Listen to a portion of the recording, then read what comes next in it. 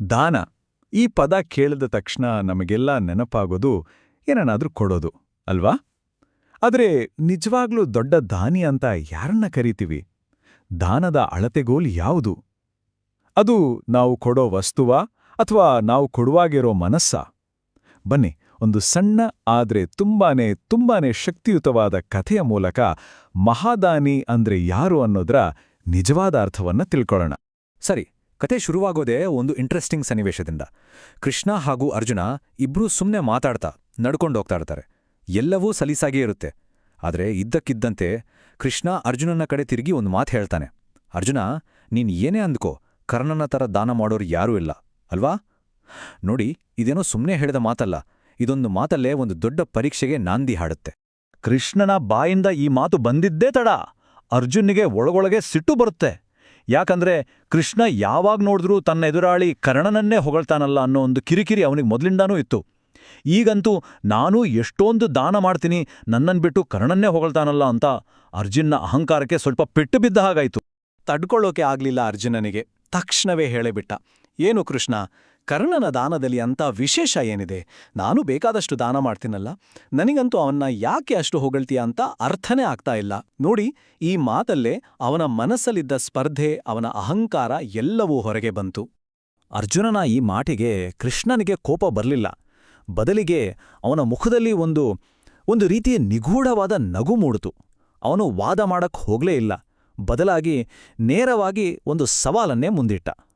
ಹೌದಾ, ಸರಿ ಬಿಡು, ಹಾಗಿದ್ರೆ ನಿನ್ನ ದಾನಶೀಲತೆ ಎಂಥದ್ದು ಅಂತ ನೀನೇ ಸಾಬೀತ್ ಮಾಡಿ ತೋರ್ಸು ಅಂತ ಹೇಳ್ದ.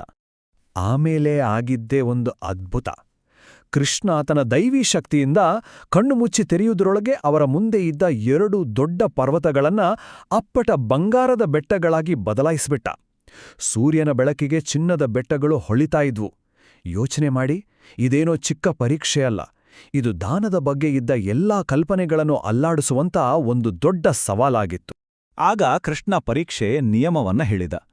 ನೋಡು, ತುಂಬಾನೇ ಸರಳವಾದ ನಿಯಮ. ಅರ್ಜುನ, ಈ 2 ಬಂಗಾರದ ಬೆಟ್ಟಗಳನ್ನ ಜನರಿಗೆ ದಾನ ಮಾಡಿ ಖಾಲಿ ಮಾಡಬೇಕು.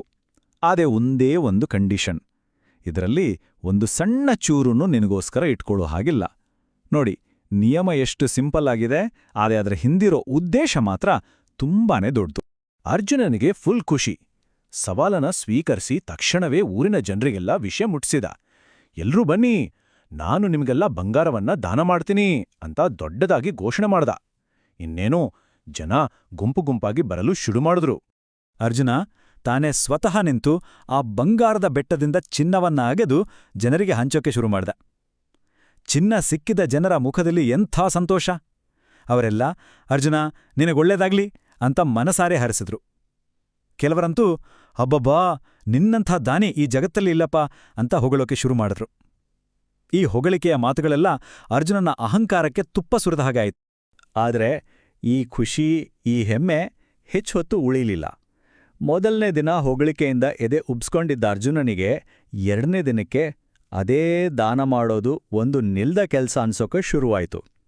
3ನೇ ದಿನಕ್ಕೆ ಬರ್ತಾ ಬರ್ತಾ ಸುಸ್ತು, ಆಯಾಸ ಎಲ್ಲ ಶುರು. ಇನ್ನು 4ನೇ ದಿನದ ಹೊತ್ತಿಗಂತೂ ಅವನಿಂದ ಆಗ್ಲೇ ಇಲ್ಲ. ಸಂಪೂರ್ಣವಾಗಿ ಸೋತು ಕೈ ಚೆಲ್ಲಿದ್ದ. ಯಾಕಂದ್ರೆ ಇದರಲ್ಲೊಂದು ಮ್ಯಾಜಿಕ್ ಇತ್ತು. ಅರ್ಜುನ ಎಷ್ಟು ಬಂಗಾರವನ್ನ ಅಗೆದು ಜನರಿಗೆ ಕೊಡ್ತಾನೋ ಆ ಬೆಟ್ಟ ಎಷ್ಟು ಕರಗುತ್ತಿರಲಿಲ್ಲ, ಕೊಟ್ಟಷ್ಟು ಚಿನ್ನ ಮತ್ತೆ ಬಂದು ಸೇರ್ಕೊಳ್ತಿತ್ತು. ಇದು ಏನನ್ನ ಸೂಚಿಸುತ್ತೆ ಅಂದ್ರೆ, ನಾನು ಕೊಡ್ತಿದ್ದೀನಿ ಅನ್ನೋ ಅಹಂಕಾರದಿಂದ ಮಾಡೋ ದಾನ ಇದೆಯಲ್ಲ, ಅದು ಯಾವತ್ತೂ ಮುಗಿಯದ ಒಂದು ಹೊರೆ, ಒಂದು ಭಾರ ಅಂತ. ಕೊನೆಗೆ ಮೈಕೈ ನೋವು, ಸುಸ್ತಿಂದ ಬಳಿ ಬೆಂಡಾಗಿದ್ದ ಅರ್ಜುನ ಕೃಷ್ಣನ ಹತ್ರ ಬಂದು ಹೇಳ್ದ, ಕೃಷ್ಣ, ಸಾಕು, ನನ್ನಿಂದ ಇನ್ನೂ ಒಂಚೂರು ಬಂಗಾರ ಕೊಡೋಕ್ಕಾಗ್ತಾ ಇಲ್ಲ, ನನಗೆ ರೆಸ್ಟ್ ಬೇಕು. ನೋಡಿ, ದಾನ ಅನ್ನೋದು ಅವನ ಪಾಲಿಗೆ ಒಂದು ಖುಷಿಯ ಕೆಲಸವಾಗಿ ಉಳಿದಿರಲಿಲ್ಲ, ಅದೊಂದು ದೊಡ್ಡ ಹೊರೆಯಾಗಿತ್ತು. ಸರಿ, ಅರ್ಜುನ ಸೋಲೊಪ್ಕೊಂಡು ವಿಶ್ರಾಂತಿ ತಗೊಂಡ ಮರುದಿನ ಕೃಷ್ಣ ಅದೇ ಪರೀಕ್ಷೆಯನ್ನ, ಅದೇ 2 ಬಂಗಾರದ ಬೆಟ್ಟಗಳನ್ನ ಕರ್ಣನ ಮುಂದಿಟ್ಟ. ಈಗ ಬಂತು ನೋಡಿ ನಿಜವಾದ ಹೋಲಿಕೆ ಮಾಡುವ ಸಮಯ. ಆದ್ರೆ ಕರ್ಣ ಮಾಡಿದ್ದೇ ಬೇರೆ. ಅವನ ರೀತಿ ಸಂಪೂರ್ಣವಾಗಿ ಭಿನ್ನವಾಗಿತ್ತು. ಅವನೂ ಕೂಡ ಜನರನ್ನ ಕರೆಸಿದ.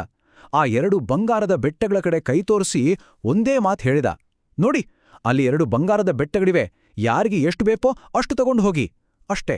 ಅವನ ಮಾತನ್ನ ಹೇಳಿ ಮುಗಿಸಿದ್ದೇ ತಡ, ಒಂದು ಕ್ಷಣನೊಳ್ ನಿಲ್ಲಿಲ್ಲ. ಯಾರು ಹೊಗಳುತ್ತಾರೆ ಅಂತ ಕಾಯಲಿಲ್ಲ, ತಿರುಗಿಯೂ ನೋಡದೆ ಸೀದಾ ಹೊರಟೇ ಬಿಟ್ಟ. ಈ ಎಲ್ಲವನ್ನೂ ಮರೆಯಲ್ಲಿ ನಿಂತು ನೋಡ್ತಿದ್ದ ಕೃಷ್ಣ ಈಗ ಅರ್ಜುನನ ಕಡೆ ತಿರುಗಿ ಇಬ್ಬರ ದಾನದ ನಡುವೆ ಇದ್ದ ವ್ಯತ್ಯಾಸವನ್ನ ವಿವರಿಸೋಕೆ ಶುರು ಮಾಡ್ದ. ಇಡೀ ಕಥೆಯ ಸಾರಾಂಶ ಇರೋದೇ ಇಲ್ಲಿ. ವ್ಯತ್ಯಾಸ ಏನು ಅನ್ನೋದು ಈಗ ಕ್ರಿಸ್ಟಲ್ ಕ್ಲಿಯರ್ ಆಗಿತ್ತು. ನೋಡಿ, ಅರ್ಜುನ ನಾನು ಕೊಡ್ತಿದ್ದೇನೆ ಅನ್ನೋ ಅಹಂಕಾರದಿಂದ ತಾನೇ ಸ್ವತಃ ಹಂಚಿದ.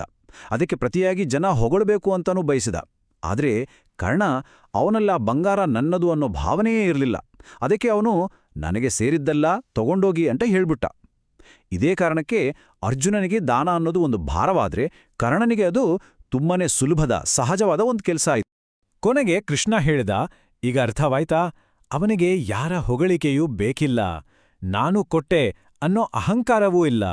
ಇದೇ ಕಾರಣಕ್ಕೆ ಇಡೀ ಜಗತ್ತು ಕರ್ಣನನ್ನ ಮಹಾದಾನಿ ಅಂತ ಕರೆಯೋದು.